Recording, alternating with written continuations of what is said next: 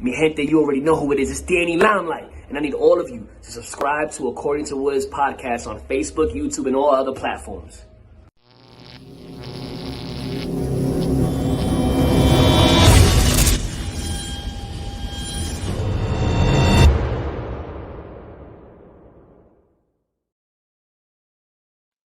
What's good, party people? This is According to Woods, and I have the honor and privilege of talking to my friend. He's a photographer for pro wrestling and other things. He's a professional wrestling promoter. He's the one and only RJ, Ricardo Nunez.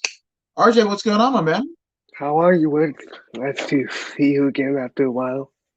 Yeah, man, it's been a while. It's been a while, but nice to see your smiling face, as James Taylor always used to say.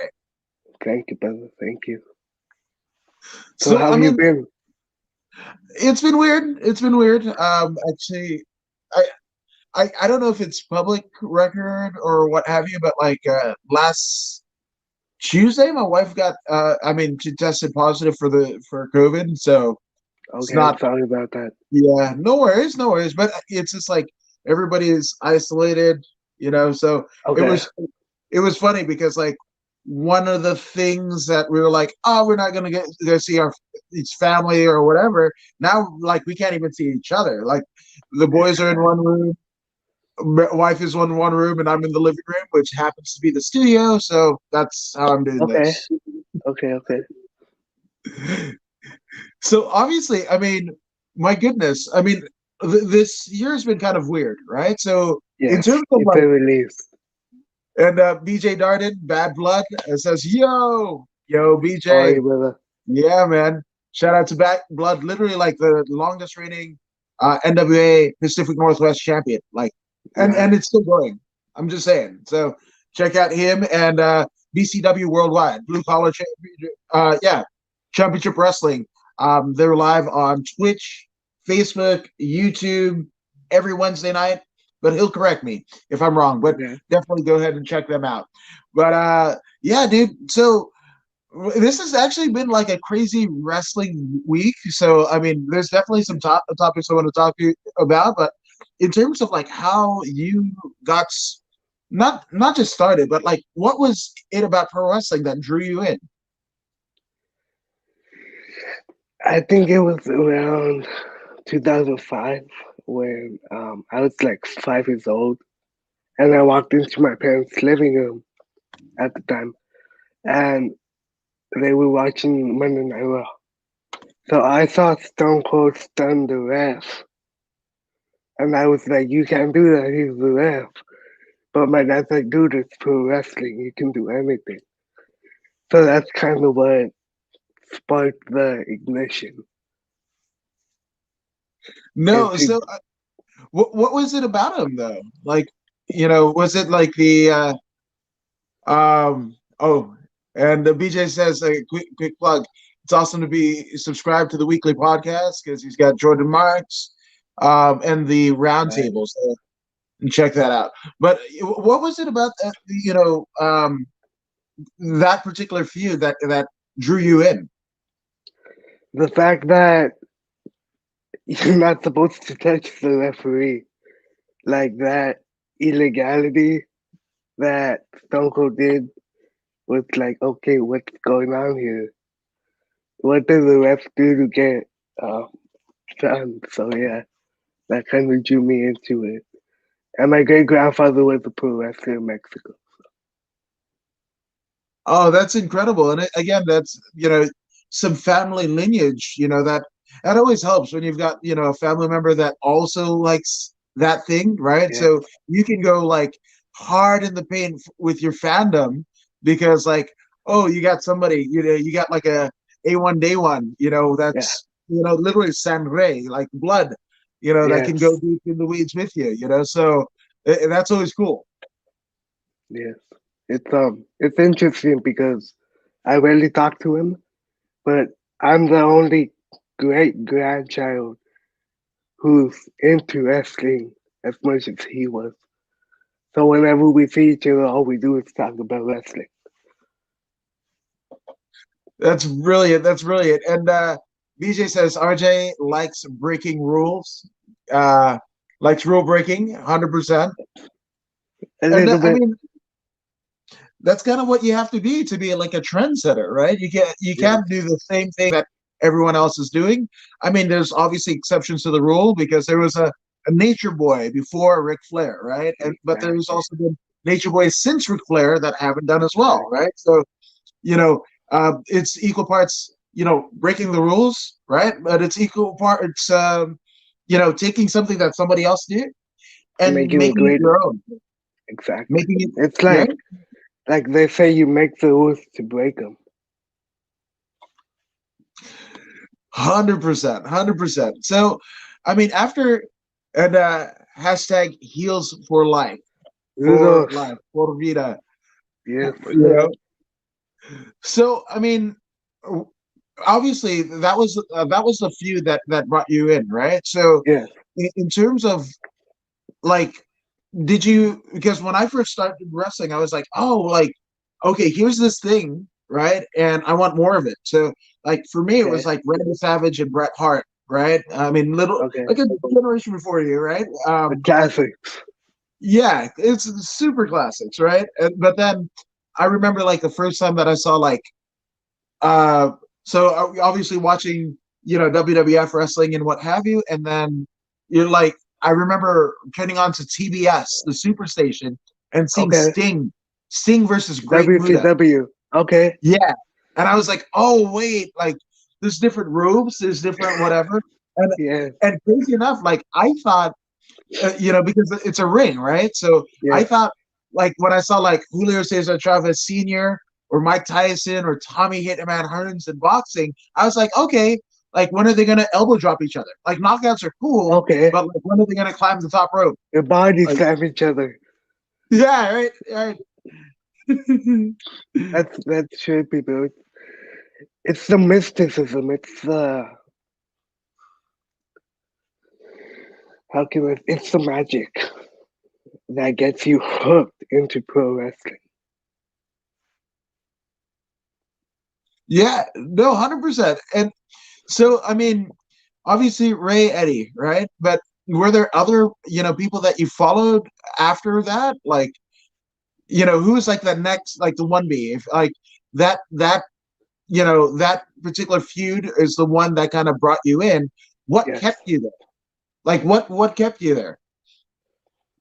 It's funny because so I saw that then one weekend me and my dad were driving down Whittier Boulevard in East LA and we saw people going into this one venue, this one location. And my dad's like, oh, let's pull over. And then we see Rey Mysterio see me on the flyer. We're like, what? Isn't he in the, because at that time I didn't know. Isn't he in WWE? So the promoter said, oh, he'll be back next week. So I think that's where we started going, and I felt even more in love with pro wrestling. Wow. Now, obviously, did you have a favorite in that particular feud? Like, was it more Ray? Was it more Eddie? Like, did you have a like somebody that you're like, oh, I'm all in for this guy? I had a couple. I had a couple. The main one at that moment was Ray because he was short, he had a mask, he did all these flips and spots, and I'm like, he's a kid. He's a kid. Like, how the heck can he do this? But I think that's what kind of drew me in to it glued me Now, onto the TV. yeah, no, 100%. Well, it's funny because like even, and maybe I'm aging myself, but like, I remember, you know, him basically getting unmasked in WCW, right? So Against like he looked like a Kevin kid Nash, right? then. Yeah, yeah, Kevin Nash, and he looked like a kid then, right? Yeah. So I can only imagine what you must have been like going through your head, because I mean, and he was a lot smaller. Like he Yeah. yoked up like quite considerably, when he got to the WWE, because obviously, you know, WWE has always been a big man territory, whether it be Andre the Giant, Superstar Billy Graham, you know, the Batista, like, The yeah, you Undertaker. just that's where the Giants go, right? Yeah. So, he yoked up quite a bit, but like, man, I could have only imagined what you must have thought.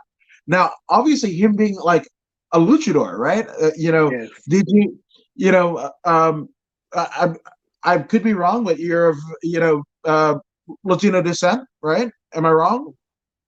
Can you repeat that? Didn't quite catch it, Oh, but you're of Latino descent, yes? yes, yes, yes, yes.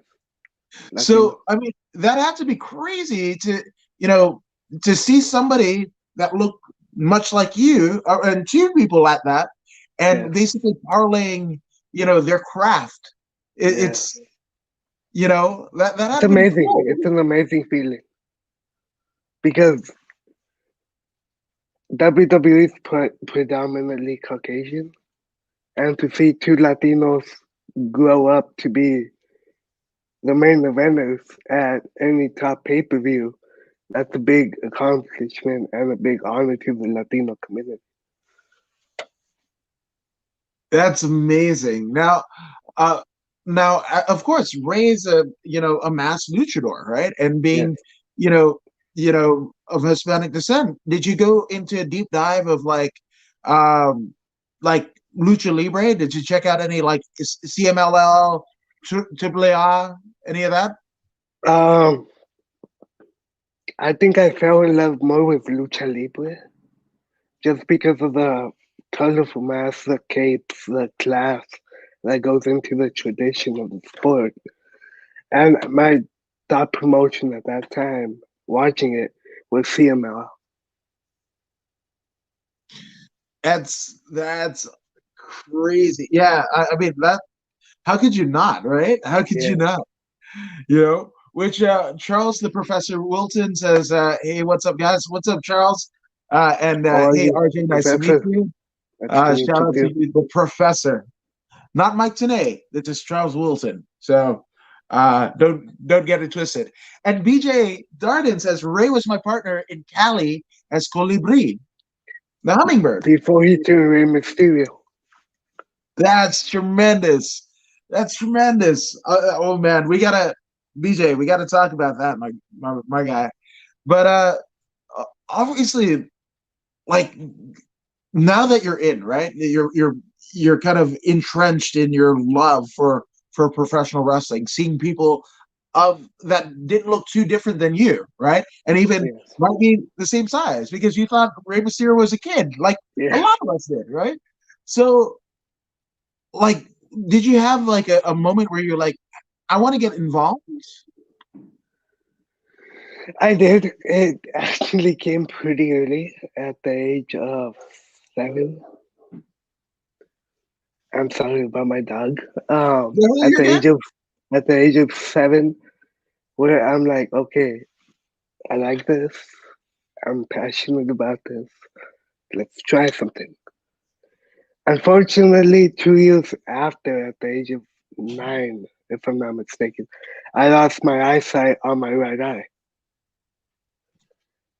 So I couldn't wrestle. So that's when the doctor said, okay, if something like that happens again, you can't wrestle. So yeah, it kind of went downhill from there. Wow. Now, I mean, and that's a crazy thing, right? Because you're like, I mean, for me, again, just a smidge older, right? And I grew up, watching guys like, again, Andre the Giant, the guys like, you know, not so much Hulk Hogan, but like the guys that were just huge, right? So, Yes. and I was just like, I would have to be like 8 feet tall to become a professional wrestler, right? I'm like half American descendant of slaves from my dad, and then half Fijian, right? And there was Okay. actually the Superfly Jimmy Snuka, right? Yes. So I was like, hey, yeah, I can like, make it work. yeah, I can do that, right? And I swear to you, I thought I was going to, grow to be about like 6'4" at the very least. That's what my Okay. dad was, right? And I've got women on both sides of my family that are like over 6 feet tall, right? So I'm like, Wow. Okay. yeah. So I'm like, I'm gonna be a giant. I'm gonna probably wrestle in Japan because that's where all like the funks, like Yeah. that's where all the cool Stan Hansen and everything wrestle in Japan, make a ton of money, and then when I blow out my knees, then I'll go to the States and probably like, you know, Autograph signing. go do like commentary or something, right? Yeah. And genetics are a funny thing because I filled out to all of 5'9", and it's just like, Okay. but I mean, theoretically, it's It's not that average bad. height. Yeah, it's average height, right? And I've met Ray. He's like, I'm taller than him. He's Yeah. like right here, right? But again, it's just like, the people in the UFC, right? When Daniel Cormier was killing everything and whatever, Yeah. and he had dad bod, and they're like, "Oh, I have dad bod. I could be a I world could do. champion." It's like, no, no, Yeah. no. What you don't understand is the years, like the years that it's taken to perfect their craft, Yeah. so they can look like that and do the things that they do. It's genetics.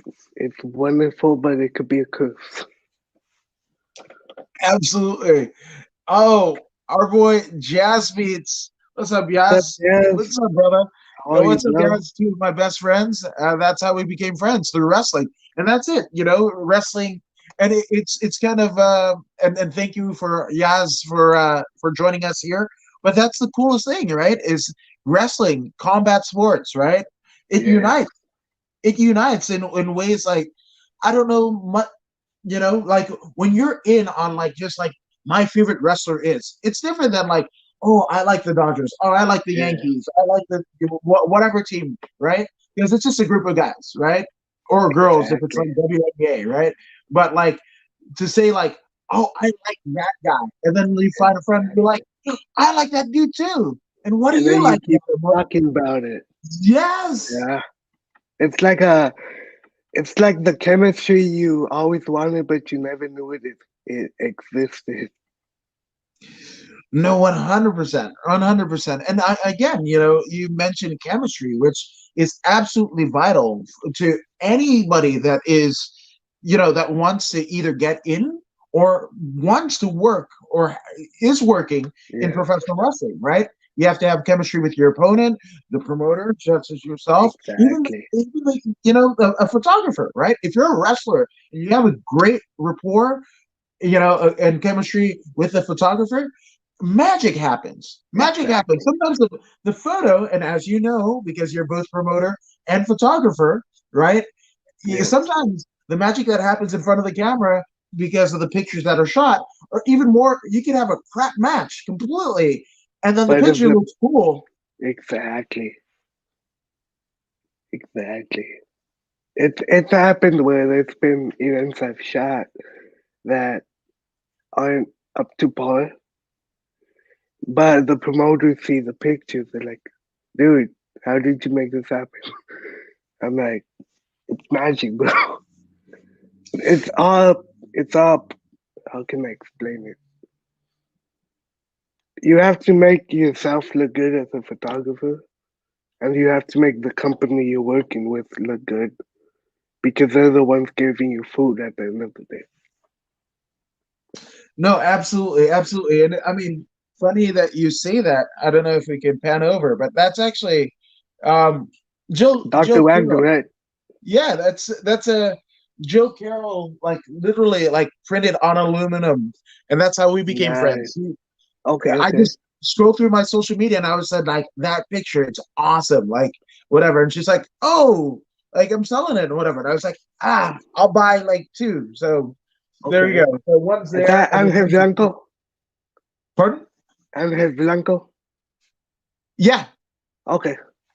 In the picture, right? Okay. yeah, yeah. See, Okay, but okay. that's it, and it's no question, obviously, two of the greatest like minds that professional wrestling has ever produced in Jim Cornette and Paul Heyman, Yes. who's still working, right, in the Yes. WWE as second to, Roman Reigns, but they started out as photographers, you know? Yes. Yes. It's it's the fruit of the crop in a sense because you start out being one thing, then you transition into, let's say, a manager for a wrestler, then you transition on to being a promoter. So wrestling brings you all kinds of success, but you have to look for it. It's not going to be handed to you. It's not going to be given to you. You have to fight for what you want in pro wrestling. And that's what Paul Heyman and Jim Cornette did. Yeah, and it's and even I mean, one that gets lost in the shuffle because again, it was like his heyday was like in the '70s, and it was primarily in Madison Square Garden. But Bill Apter, the reason why we had Okay. like Pro Wrestling Illustrated and those during the height of kind of this is like a generation even before like tape traders, that would Okay. trade like stuff from Japan and different tapes of different wrestling organizations. But like it's one of those where the Bill Apter, right? If not for him, you wouldn't know. Like if you lived in Alabama, you wouldn't know that there was stuff in in New York. If you lived in Okay. California, which obviously California had its own scene, at the Grand Olympic Auditorium, that was its own territory. San Francisco had its own territory and Mhm. everything. But The if Gap not for Ballot. yeah, if not for Aftermax, you wouldn't know that there's different wrestling all over the world because all you saw was your wrestling. And Yes. maybe, you flipped over to the flip side of like the UWF channel and you might get some Lucha Libre. You might get something like just like a crazy signal, like very faint from like, the state over. And you're like, oh, there's new wrestling. But if not for Bill Apter, you You wouldn't wouldn't, know. yeah. And I think what really brought wrestling to light was TV. I think Tim Turner with TNT had a vision, and I think that helped him skyrocket wrestling to a whole new level. Because you had WWF, which was running periodically, and then a new company comes into town, and now you have two types of because WCW used a lot of lucha libre, WWE used a lot of the bigger guys. Yeah, and you know what's funny because in terms of like the historics, right, of pro wrestling, if not for pro wrestling, we wouldn't have like a lot of live sports, right? Because Exactly. back in the '50s during they call it the golden age of TV, right? That first run of TV, it wasn't just boxing. Boxing gets a lot of credit, but I mean, my goodness, pro wrestling was right there, and Exactly. the fact that you could do studio wrestling, that you could film in studio and it was Yes. very cheap to make. All you had to do is pay the wrestlers and have a ring in the studio, and you're off to the races. Exactly. It's like people forget.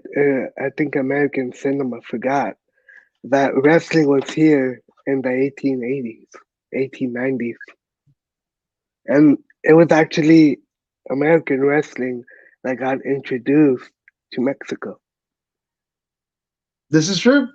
This is true, and especially with Luthez. When Luthez Yes, would go down to Mexico and wrestle El Canek, that en el torneo you de know Cuatro Caminos. yeah, that was it, so it's amazing, what different places do, which Charles Wilton has a bit of just inspiration, right? He says, use what you have. I've had 10 medical operations in my life. They have all made me shorter, way shorter than you should have been without the operations, but I use what I've been given. And that's the key, right? That's the key, especially in this year more so than any, but Yeah. different parts of your life that you kind of need to do something. Use what you have. Everything else will come later. Like You have I to was keep on doing this. pushing forward. Absolutely. Oh, never mind. I thought you were going to elaborate. Oh, no, But, no, no, my bad. but so BJ Darden says that yeah, wrestling is the biggest hustle. You work hard for true success. You grind from day one. That's Yes. That's it. You have to keep on pushing forward. If not, they're gonna say this guy's too new. Let's kick him out. He doesn't belong here. Now, obviously, like seeing wrestling is one thing, right? Being a fan of it is one thing, right? But Yeah, getting involved with wrestling, that's a completely different thing, right? So, yes. how did how did you become involved? And like, I guess behind the curtain, as they say, you went beyond the gorilla position. How did that process work out? I worked out by starting off at that local independent circuit with MWF, which is a Mexican wrestling promotion here in LA. I think they're the longest wrestling promotion in LA with Kiss, Punisher, Kiss Jr., etc. So I would take the capes from the wrestlers and put them next to like the ring announcer or something like that. And then I started working with different avenues, different promotions. I worked with FMLL doing the same thing. Rocky Roman, God bless his soul, he was the one who truly opened the doors for me and said, you know what, I want you to grab the ring entrance here, take it back to the locker rooms, and you'll be good. So that's how it all really started, thanks to Rocky, that he believed, he trusted, he can find in an 11-year-old kid to get some of the biggest namescapes and take it to the back. That's the true honor. Yeah, and so to it, I BJ Darden says I worked for Kids for years, for Small years. world, small world. Small world, Yeah, right? But again, it's that camaraderie that yeah, is foraged in pro wrestling. Like yeah, once you're able to share stories with each other, even if it's a match. Like, where were you when you saw this match, right? And you're like, like I was here, I was there, and you kind of yes, connect, right? yes. It's amazing how wrestling. People say it's a sport for kids, but they won't really understand wrestling until you can connect with them. Wrestling connects and unites people in so many ways that you could build lifelong friendships in wrestling. No, 1,000%, 1,000%. Now, your first role, right? I mean, what did you learn, right? I mean, Keep everything a secret. Keep everything a secret. Um, Treat everyone the way you want to be treated. If you like the guy, you don't like the guy, you don't know the guy, treat them with respect. The number one rule I learned was treat people the way you want to be treated. Treat people with respect, because then they respect you. oh, 100%, 100%. And wrestling, it's a fraternity. It's a Yes. brotherhood, sisterhood. That's it. So as you're, uh, basically, maintaining your first role in the wrestling business, the biz, what did you know, like, what you wanted to do, or you were just kind of like cutting your teeth and just like, wherever they put me, that's what I'm going to do, and I'm going to acquire some skills along the way? Uh, that's a good question. That's a real good question. I wanted to be a wrestler. That was still on my mind. Um, so I did the ring entrance gear for 2011 to 2014. Once 14 came around, I lost my vision a second time. I was lucky to regain it, and that's when I knew, you know what, maybe being a wrestler is not suitable for me. So I'll become a photographer. And I actually started being a photographer in the Auditorio de Tijuana. Really? Yes, What was that experience like? amazing, amazing. 5,000 people being ringside, taking pictures. It was a good feeling. It was a real good feeling. That's tremendous. Oh, and the missus says, "Amen." I hope you're doing well, honey. I mean, literally in the next room, but yeah, because of the COVID, I hope you like recover soon, man. we're apart. Yeah, so um, just healing to that one there. Love and healing, love and healing. Yeah. So, in terms of like photography, right? Um, did you did you have an interest in photography before, during the wild world of professional wrestling, or was it something that you were like, it was a skill that you acquired through wrestling, and were like, this might be a thing for me? I think it was what you just mentioned. Improvise. You have to improvise. I'm like, I can't be a wrestler to do this, but I want to be involved in wrestling in some capacity. So why not be a photographer? And that's how it happened. Well, sometimes you don't have to have this like long drawn out, kind of thought of like where you're going to end up or whatever, because you could have that thought, and it could be completely different. Yeah, Sometimes it's and especially if you like around a veteran, they'll tell you like, well, you don't, just shut up, listen, mouth closed, ears open, and exactly. just be able to say yes. Yes. Yeah. Now, oh, BJ, you're awesome. Get well, Mary Woods. That means so much, good sir. So thank you so much.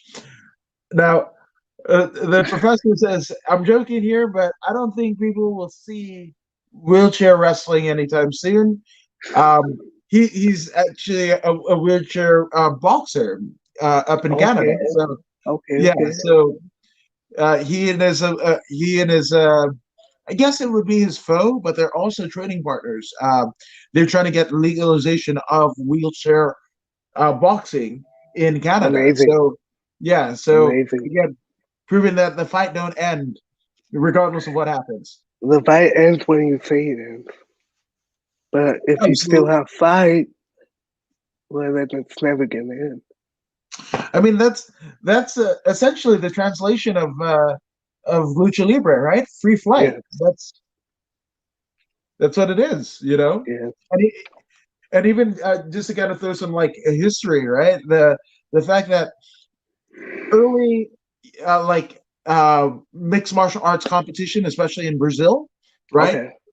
Um, the style that they call it was luta livre, right? Mm, Which again in Portuguese. Portuguese is the same thing, right? Yeah. So so again, for anybody that is like, pro wrestling, it's not legitimate.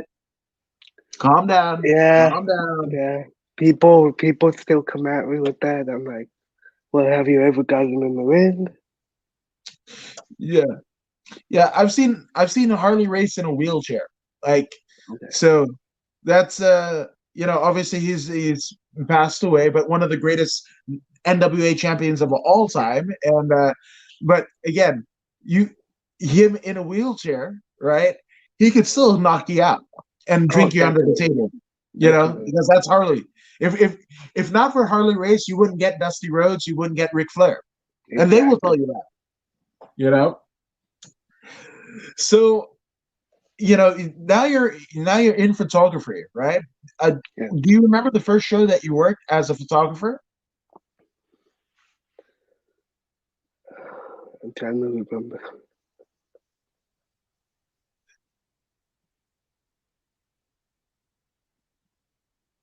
I think, don't quote me on this.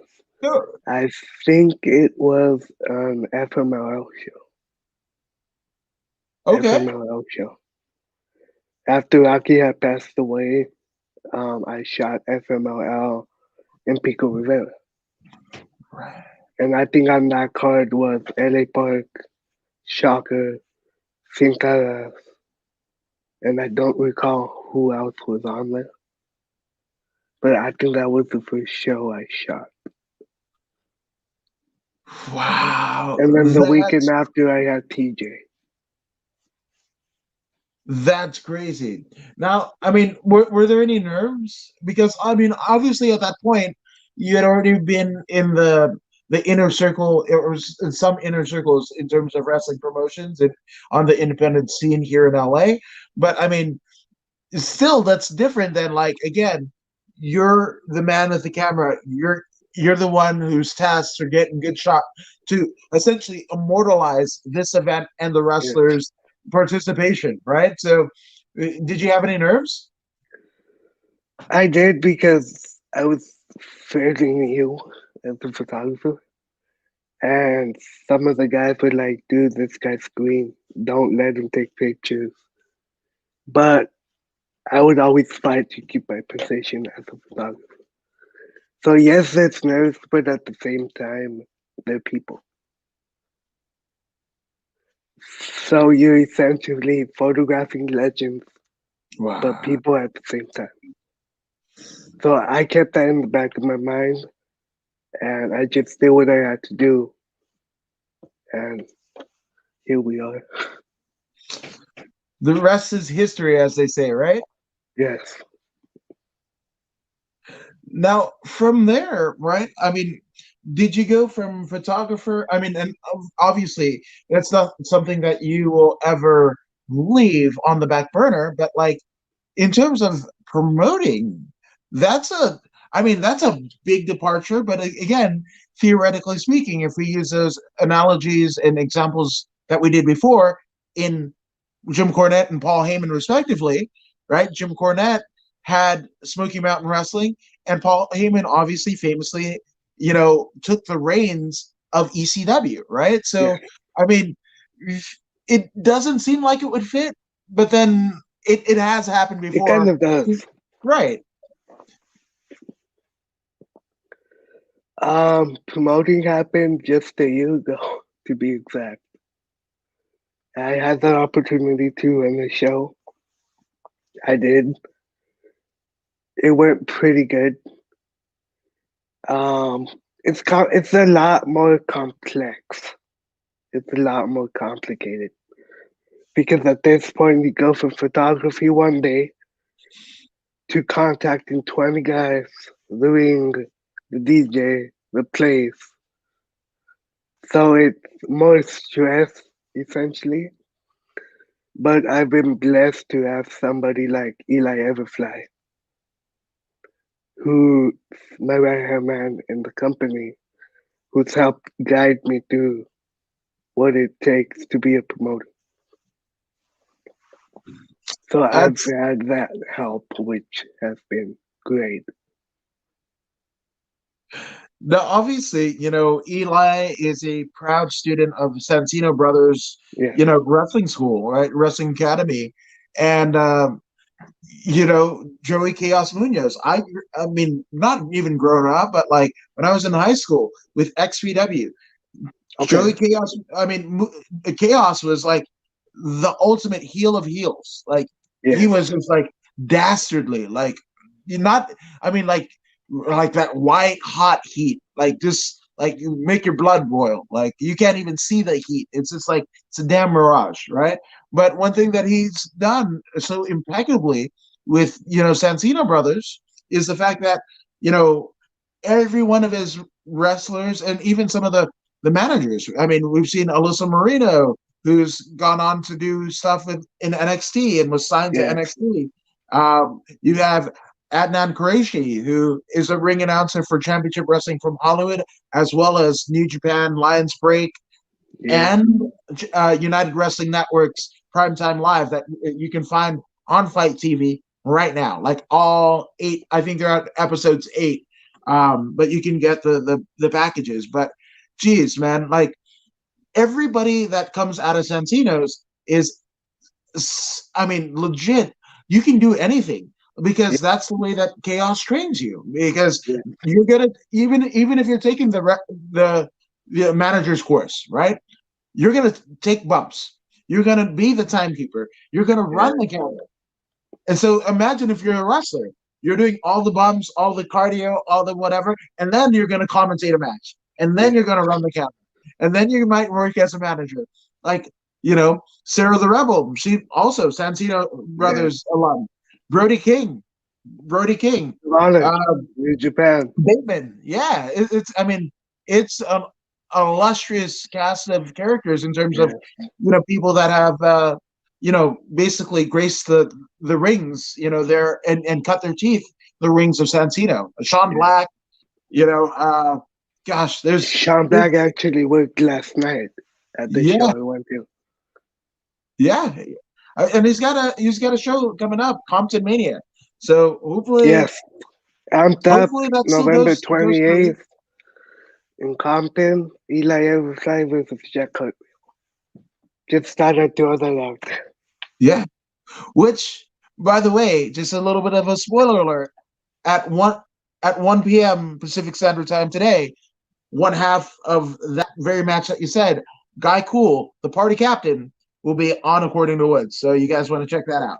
Just saying. So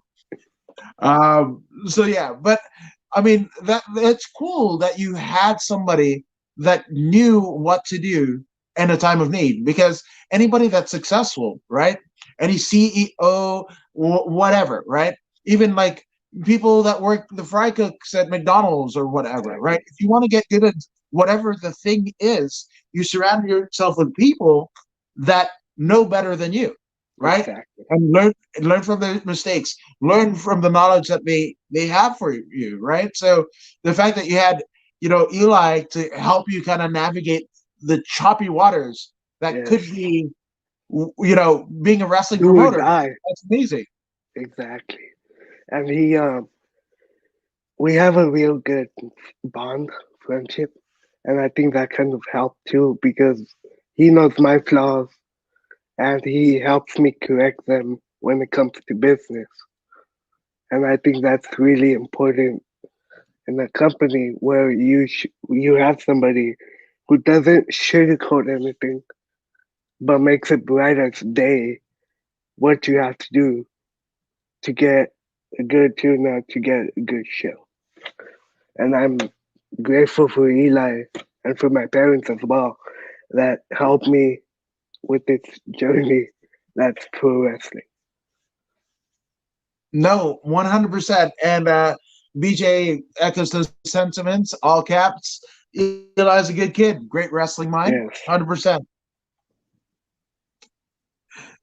Now, Charles wants to know, in terms of moments or photographs, what is the most epic moment or photograph you've ever taken? And do you have a history of why that picture stands out?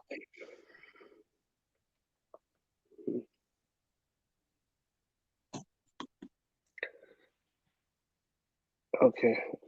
One epic picture that I find that's dear to my heart is one of Tornado Negro, who's a wrestler from Mexico, where he's with Rey Mysterio Sr. on the ramp in Tijuana, Wow. losing his hair, crying in blood, and Rey Mysterio Sr. is about to cut his hair. And they're sharing words, exchanging words with the blood running down Tornado's face. And yeah, that's a picture that's dear and true to my heart. That I feel it's one of the best ones I've taken.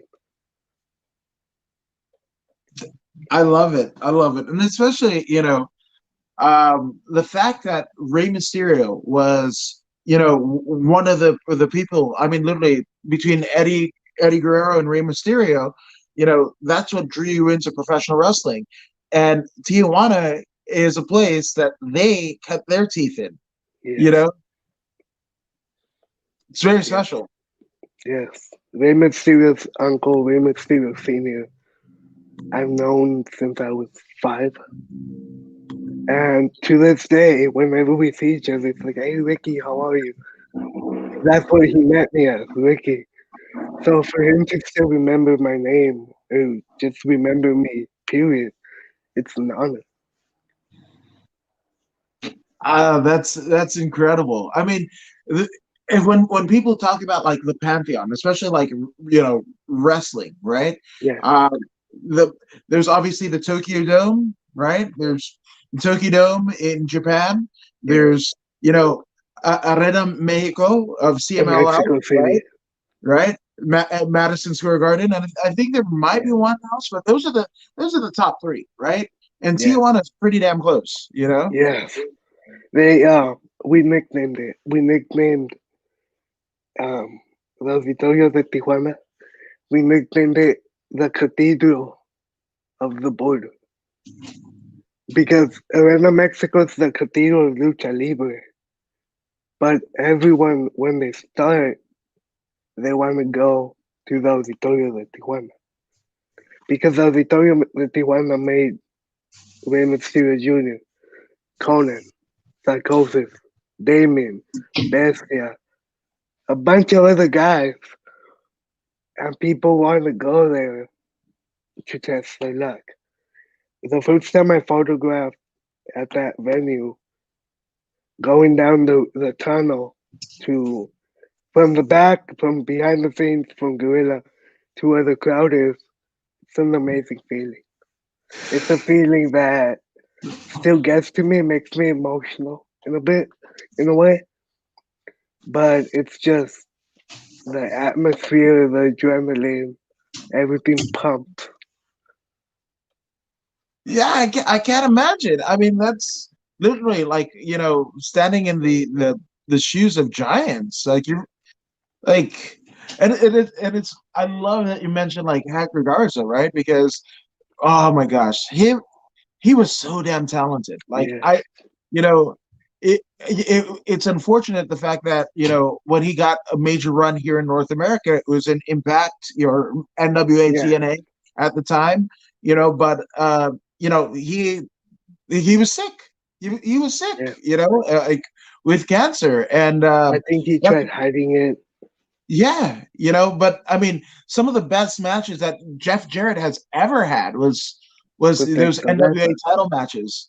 You know, Yeah, classics, instant classics. The fans loved it. 100%, 100%. And BJ Darden says Miguel was one of my trainers at Gil's gym. Love that man. See Yes, again, Miguel. Miguel is definitely one of the few legends that remain that are humble. He's really one of a kind. He's a one of a kind man. oh man, that's absolutely brilliant. So, talk to us about your promotion, right? Because obviously that's one of the things that you've done that make you stand apart than most of your I don't want to say average wrestling fan, but most wrestling fans. Like I'm a wrestling fan, I don't have a promotion. So, talk to us about that. So RJN Productions is I put productions because I'm a photographer.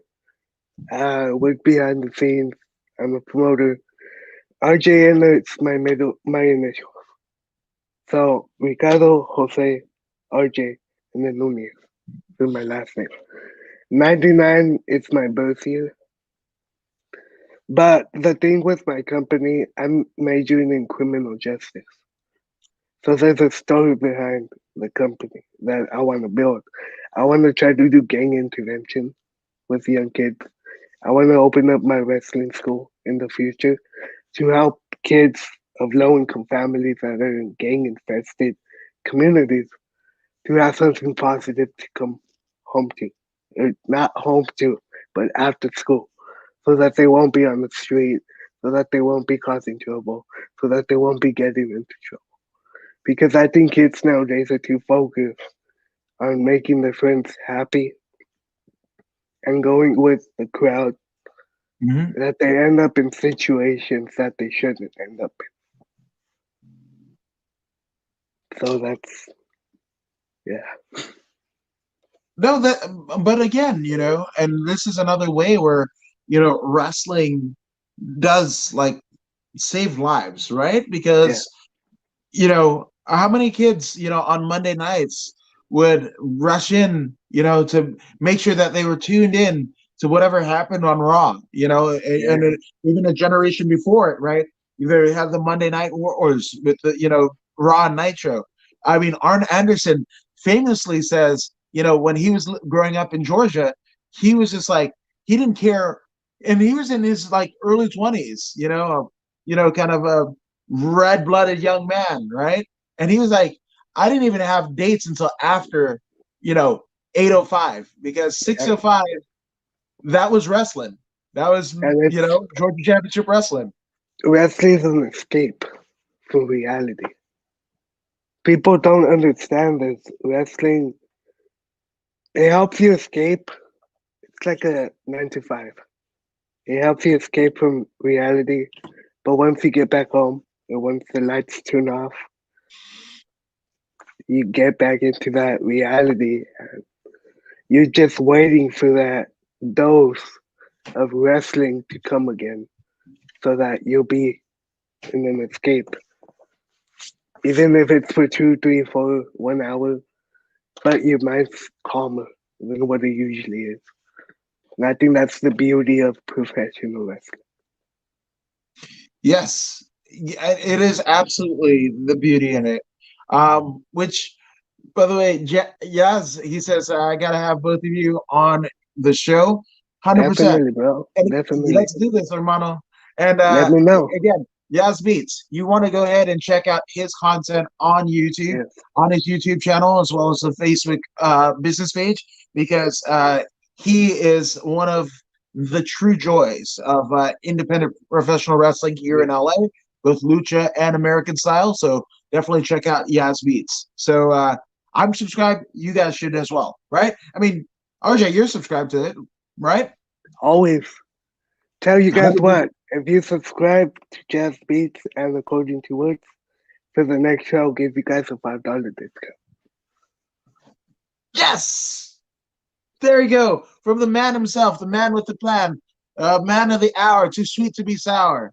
Damn right. So thank you, good sir, for that vote of confidence. Now, you said an escape, right?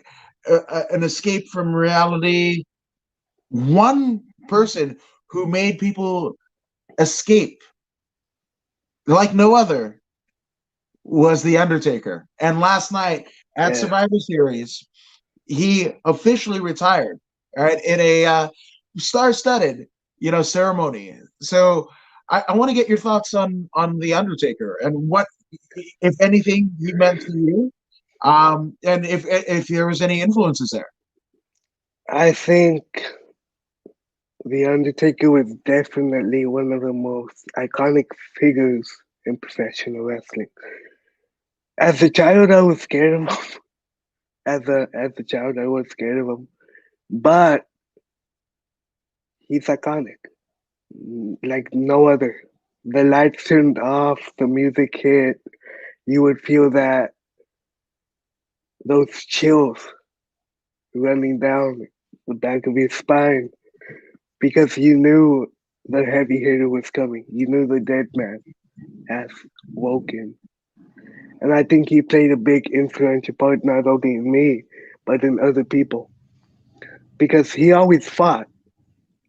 He could be down and out, he would still get up and fight. And I think that's symbolic of a bunch of people here, not just me and you, but people in wrestling in general.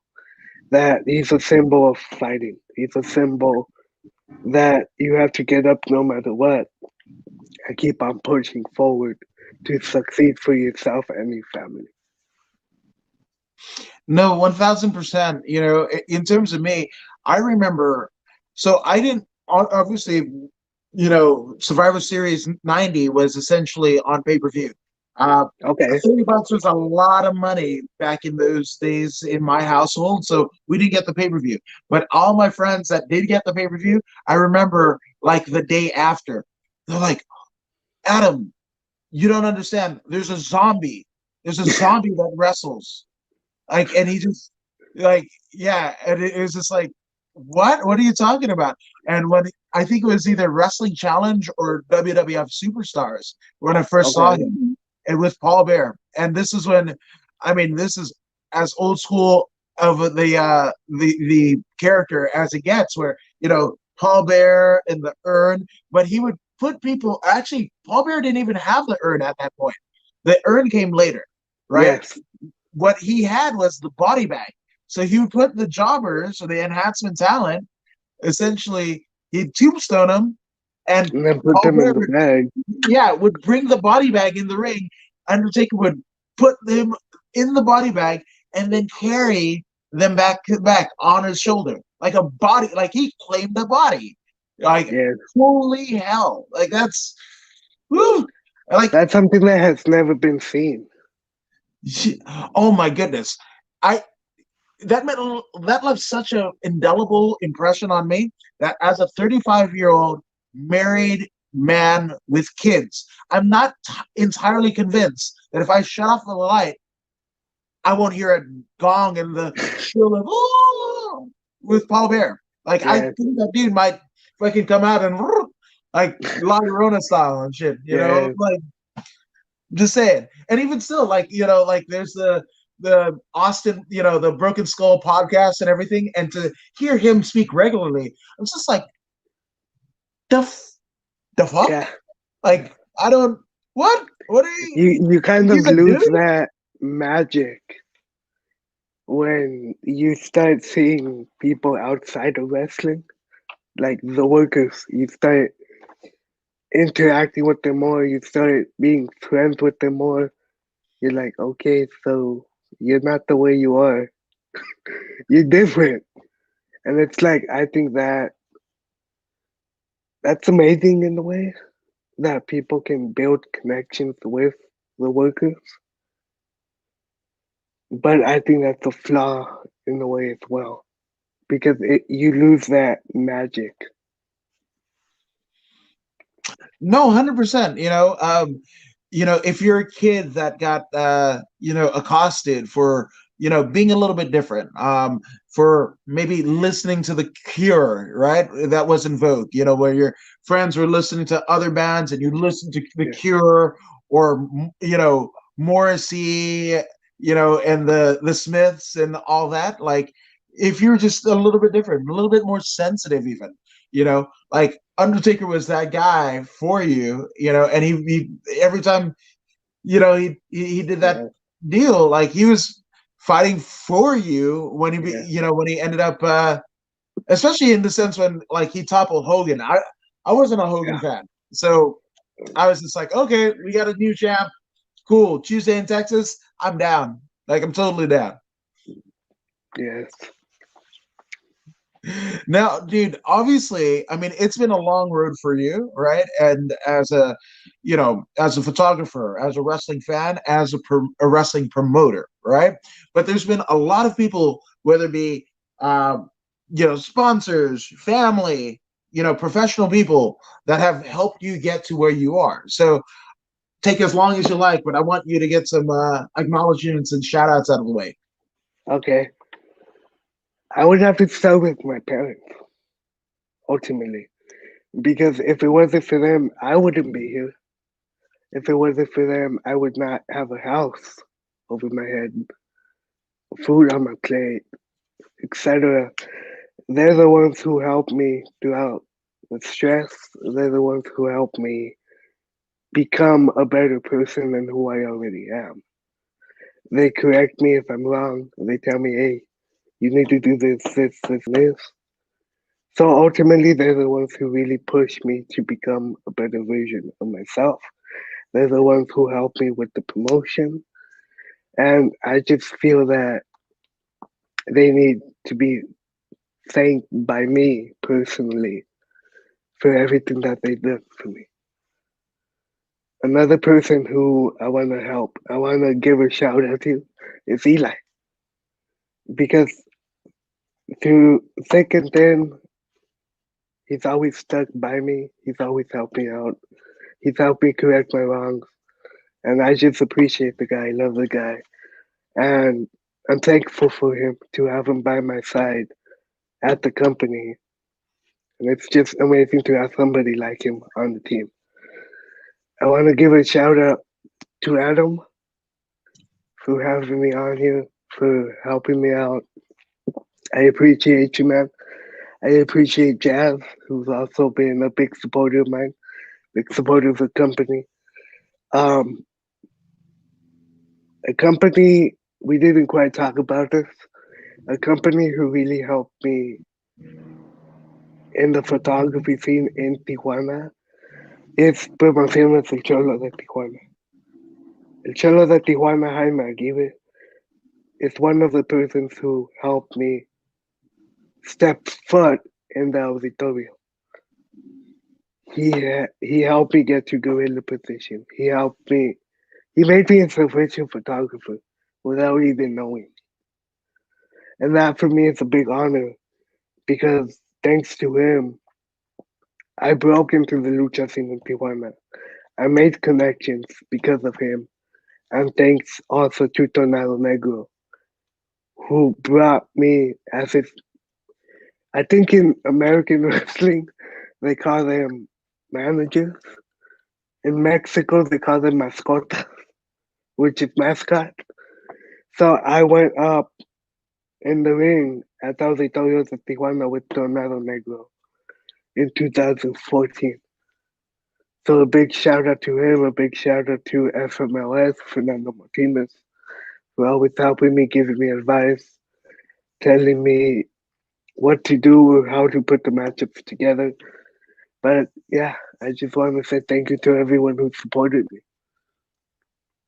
Absolutely brilliant. That's a great group of people, and humbled that you. Thank you, but like you're the one who set out the time for me, so I appreciate you. And BJ Darden says we need to collaborate. So you know, Perfect, brother. yeah, there you go, there you go. I'll send Adam my number and then we can connect that way. Yeah, we're making connections here, you know. And one last comment in regards to the Undertaker. The Undertaker influenced a lot of people, including myself. Says he has. Thank you for an amazing 30-year career, true professional. Yes, by all means, he's one of the all-time greats. One of the I don't. He has to be the goat. I mean, 30 years just I think when you so. think about it, right? 30 years just in the WWE, but his career is 33 years old, right? So theoretically speaking, it took him only 3 years from the time he started training to the time he became the Undertaker. It only took him 3 years, right? And I think the first Austin podcast, they talked about it. It was like, damn son, like Austin was like, damn son, it took me eight. It took me 8 years to get here. It took you three? Like what the hell? But then again, He who started looks like off the as Undertaker? Mean Mark, Mean if Mark I Callis, recall yep. correctly. Then Vince caught him. Like, oh, hey, I have this gimmick for you. You're going to go as the Undertaker. As soon as he walked out of the curtains at Madison Square Garden for SummerSlam, the crowd popped. And that's when, if it's your first time debuting under that new character, and the crowd pops the way that they did, you know you're gonna be somebody special. Absolutely. No, 100%. That's something special. But you two, sir, are something very special. And Thank it's you, a sir. speciality that people need to follow. So for people to do that, where is the best place for them to follow you on social media? Instagram at RJN Promotions 99, Facebook at Ricardo Nunez, and I don't use Twitter, so yeah. No, that's perfectly fine. I mean, I followed him, I friended him. You guys should too. But RJ, it has been an honor and a privilege to have you on. And dude, I mean, uh, onward and upward. So can't wait to see what you're going to be doing with the promotion. And I mean, I'm going to be cheering you on Thank from you. near, far, wherever you are. I'll be there. The Thank heart you. does go on, as Celine Dion says. But Yes. speaking about the heart going on. My heart is full for you guys that are joining us here at According to Woods podcast. So if you haven't already done so, I warmly encourage you to go ahead and like, share, and subscribe to According to Woods on both Facebook and YouTube. RJ, I mean, you're subscribed, right? Always will. Look, here's the thing. Real quick. We have to support each other. We have to stop letting people influence our thoughts on other people. If you don't know, let's just say you hear bad things about Adam. You hear bad things about Adam. Get to know them. Just because you hear something bad doesn't mean they're bad. Get to know the person. It doesn't take a lot to get to know somebody. We have to stop letting hearsay divide us. Because ultimately that's what happens. Hearsay divides people. And I think right now at this time and at this age with the whole pandemic, we should all be more united. No, 100%. I'm in total agreement with you. And I mean, that's one of the reasons why this podcast exists. I mean, didn't do anything, kind of depressed the first part of the pandemic. And then, like, July, I was just like, you know what? I got to do something different. Got to do something different, especially after working shows literally every weekend for the last 4 years. And nothing of that happened. Right. So you just kind of poured my all into this. And I think we're like 200 episodes deep just Nice. in July. So just say it. Never give up. Never give up, Yeah. you guys. Absolutely. But again, we warmly encourage you to go ahead and like, share, and subscribe so you can get awesome content such as this podcast right here. But if you don't believe RJ, I don't know why you wouldn't. And if you don't believe me, and I kind of know why you wouldn't, here's Pro Wrestler Zeta Zang. Hey, this is Zeta Zhang. Make